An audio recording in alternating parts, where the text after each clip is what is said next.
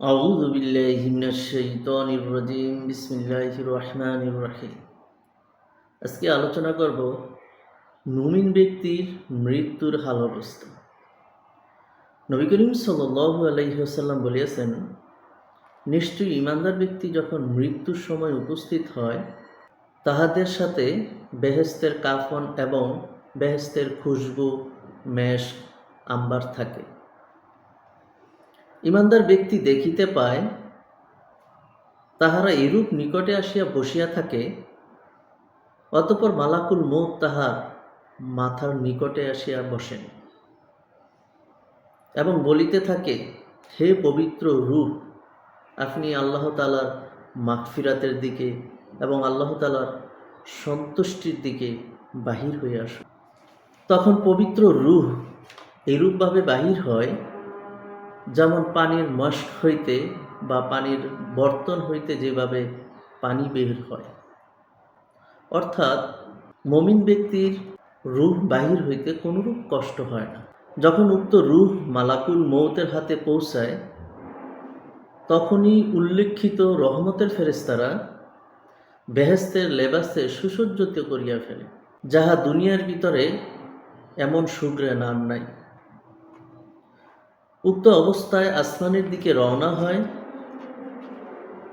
আসমানের ফেরেশতারা উক্ত রূহকে দেখিয়া বলে, এই পবিত্র রূহ কার?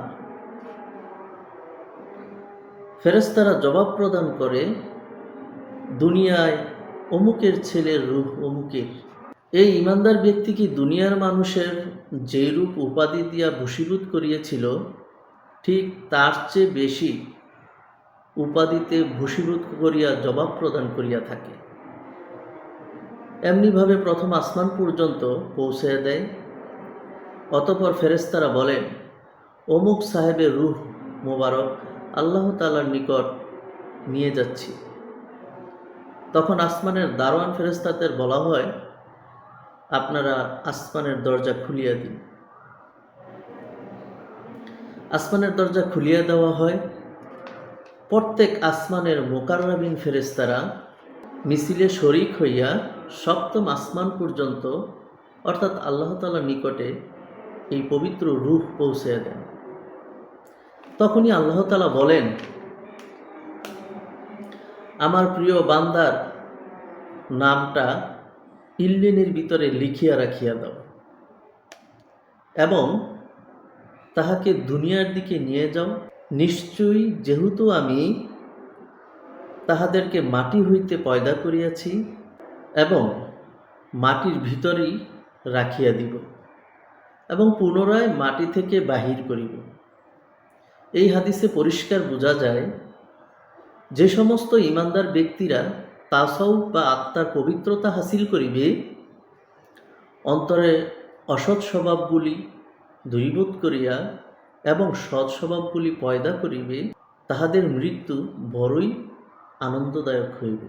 যখন বেহেশতের রেশমি এবং কাফন দর্শন করিবে এবং আল্লাহর মাগফিরাতের ও বেহেশতের সুসংবাদ শ্রবণ করিতে থাকিবে, তখন তাহাদের অন্তরে এইরূপ আনন্দ অনুভব হইবে, যাহা ভাষায় বর্ণনা করা যায় না। সুবহান আল্লাহ তাআলা আমাদের প্রত্যেককে মাফ করে দিন, আমিন। আসসালামু আলাইকুম রাহমাতুল্লাহি ওয়া বারাকাতুহু।